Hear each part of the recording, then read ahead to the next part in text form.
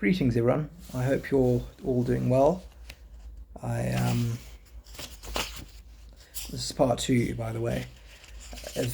As you will recall, in part 1 I spoke of David Hawkins' spiritual awakening and how he came to understand that all living beings were connected through one consciousness, all connected to one's consciousness.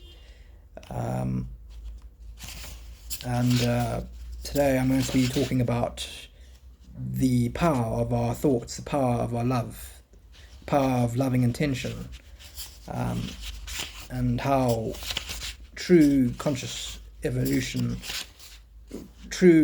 of consciousness is the only way we will ever change things for the better and for the highest good of all beings. So if you just bear with me. Okay, so whether you start at the beginning or end, you will find that the book circles around the center point. We change the world not by what we say or do, but as a consequence of what we have become.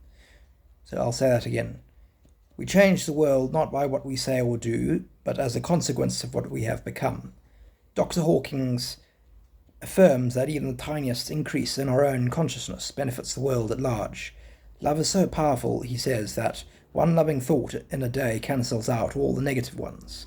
If you notice a stray cat walking across the street and you send it love and hope for its existence, for his or her existence, that undoes all the cursing that you did all morning at your mother-in-law or teacher or whomever you were mad at.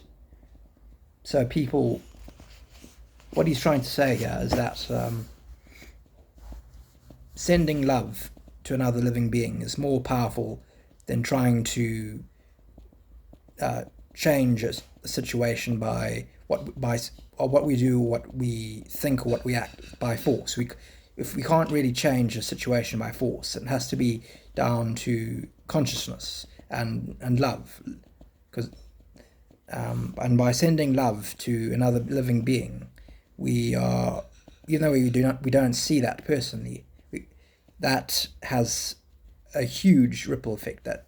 That has a massive effect that we do not see. And even whether the being knows it or not, that being will be healed, that being will be comforted, that being will receive the love you gave out from your heart. That's how powerful we are. Now, let me continue. The planet is full of people trying to change the world, but doing so only at the level of symptom, not source. That kind of force creates counterforce, and we end up with gridlock rather than greatness. Greatness comes from within. It is the courage to change oneself. The message of this book is vital for our society. As we change, the world is changed. If we are motivated by love, if love is what moves us, then everything we touch and everywhere we go and everyone we meet will be made better because of what we have become as a loving person. Love is a silent power that inspires, heals, uplifts, encourages, and improves everything. And because love is a radiation within the interconnected energy of the universe, which is non-local and non-linear, we make an impact wherever we are, no matter what we are doing. To love any single piece of life is to love all life, for everything is interconnected. So, basically, in other words, it's down to our consciousness that is ultimately what's going to change the world. And as we know, love is the greatest frequency of this universe, of all universes, of all space and time. I do not mean romantic love, and I do not mean love in a cushy, fluffy sort of way. Love is, the love I talk about is the love Yeshua, or Jesus, showed towards others, towards the poor, towards the sick, and not just Yeshua, but Buddha, Mary Magdalene, Mother Mary, Buddha, Krishna, Muhammad, Kuan Yin, all the ascended teachers throughout history.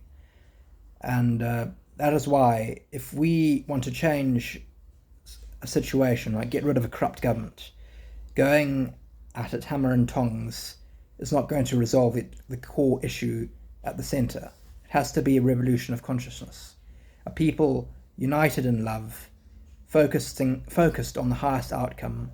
A people intentionally, through their heart, through heart coherence, and in unity with everyone else around them, creating the better situation they see has the most powerful impact to change the undesired outcome into a positive, benevolent, loving situation, a loving, benevolent, compassionate and kind system that actually benefits and serves all living beings for the highest good of all living beings.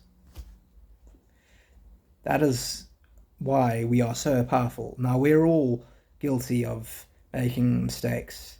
We're all guilty of complaining at the state of the world. Me especially. I'm not like Jesus, and so I'm just as perfectly imperfect as anyone else. But the fact is, we have to, send love out to one another. We have to send love out to all living beings, particularly the beings in need. If we all came together as a collective to do this for the Iran war, or for the Israel-Palestine crisis, for Ukraine, for Sudan, for the Congo, and for Zimbabwe, for this government, change the government to a better leadership. We all have the power to do this, but it has to be coherent through our heart.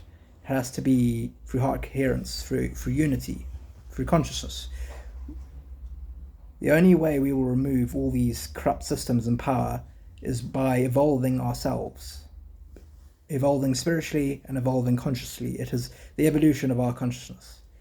This is why it is so important for us to send love, to one another, to all beings, to your family members, to strangers on the street, even your worst enemy.